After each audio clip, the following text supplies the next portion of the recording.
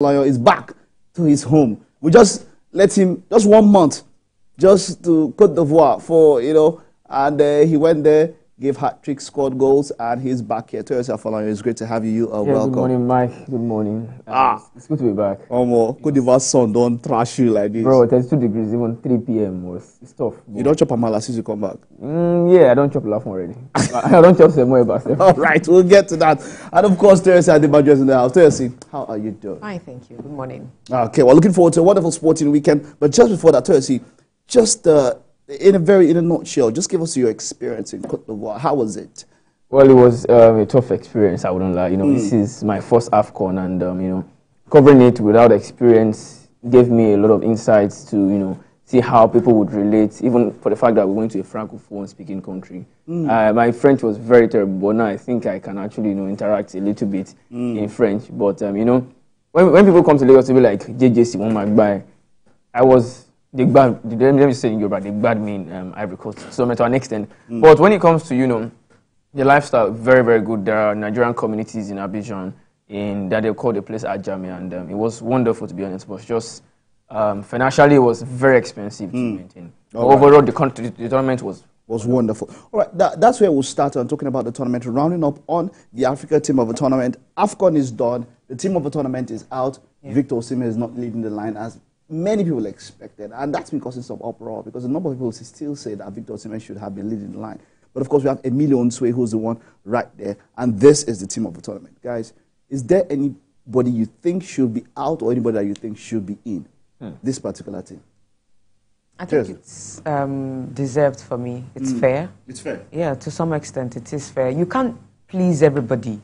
Even if you change it, there are other people that will still complain and say, oh, you should have put this person there, change this person, I would love to replace this other person. But as far as I'm concerned, especially from the goal-scoring perspective, Emilio Nsue, 5 goals, highest goal scorer, 34-year-old, the oldest for the AFCON tournament itself. So I think everything looks in place. Looks nice, yeah. Yeah, How about everything the looks defense in place. there? What are your thoughts on defense? Ola, I know you really think it should be there? Except for maybe Wabali. But then, if you look at the statistics in terms of conceding goals, because that's what the competition is using, I just feel... No. If you look at it, Wabali had a very good tournament, even over Williams, because goal conceded, Wabali only conceded 1 against Equatorial Guinea, 1 against South Africa, and then 2 against Ivory Coast. That's 4. Williams had conceded in the group stage a lot, except from the fact that, he had more clean sheets. More clean sheets. 5. Yeah. And I think we've had a discussion for a very long time that the better metric to pick a keeper of a tournament should be save percentage and a clean sheet. No, I agree. Clean sheet, you're looking about the whole defense, probably the whole team.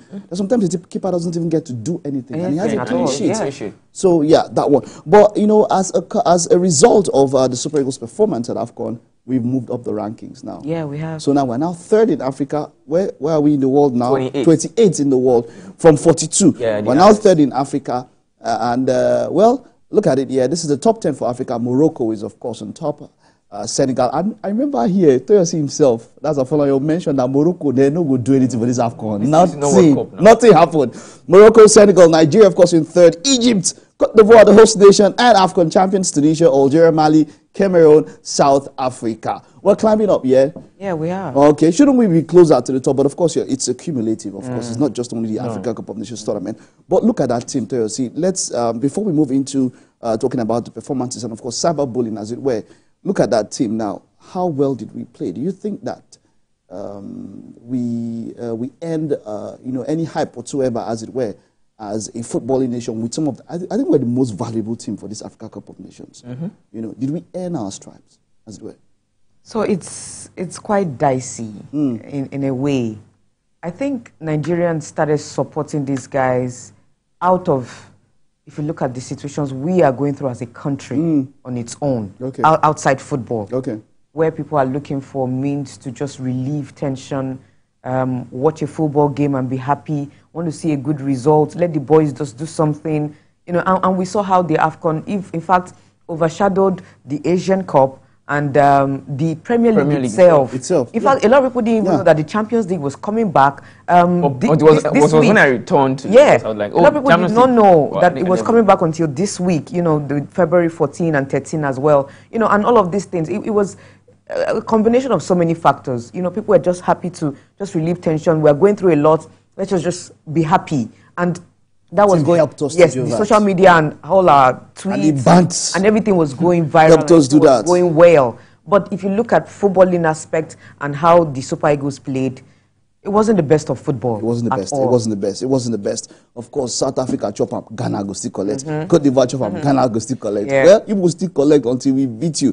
But then let's take a look at what thoughts on the players. Iwobi. Iwobi was the center of attention because of cyberbullying. In fact, there are statements by almost all the teammates. Osimhen dropped a statement. Everybody dropped Captain Ahmed Musa dropped a statement, and then his uncle, JJ Okocha, also dropped a statement. But all of this came to fore. Okay, of course that's the captain's own. Said, "Dear fans, I urge you to halt the cyberbullying directed towards Alex Iwobi. This is not just a violation of decency, but also a serious crime." Yes, we know cyberbullying is a crime. Victor Osimhen also put up a statement there. This is from his uncle, Austin JJ Okocha. It says, "I pray for my country, Nigeria, and the people that can only hate and see nothing good in others. Treat people the way you want them to treat you."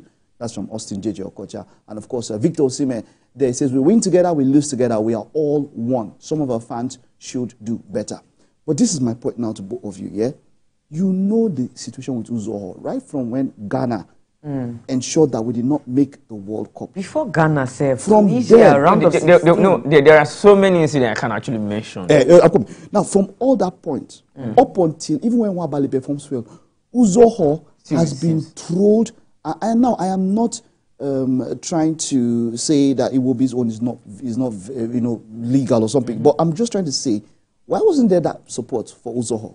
Okay, I think Nigerians are just actually waking up because Alex Iwobi, he himself, it was literally at the end of a tournament where everybody's eye was actually there. Because if you look at it, he started in 2010. Yakuba Yegbeni, his own miss, that was one. And also Sani Keita, he got a red card. Then people started threatening him. Social media was not really active then. But I could remember 2018, Odion Ighalo missed that glorious chance. Odion Ighalo had to, deactivate his account because people were coming for him and his family.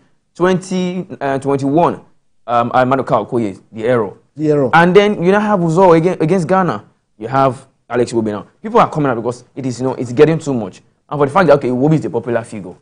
If he was a normal member of the team, people might have not, turned their eye to it. But Alex Iwobi did not even, do anything to warrant this kind of... That level. I think Nigerians are overreaction now. That's just the thing. Because Alex Iwobi was not bad in this tournament when it comes to his primary role, which was to receive the ball and pass it to the next person. I know you're changing your eye, but it is the truth. Alex Iwobi... You see, my own, I am there for constructive criticism. Yes, but you cannot go so far as to start mentioning family. And all of that. That's where people entered. Oh, are you sure he's related to JJ? And all of that. That's why he went too far. Even JJ Okocha's son cannot play like him.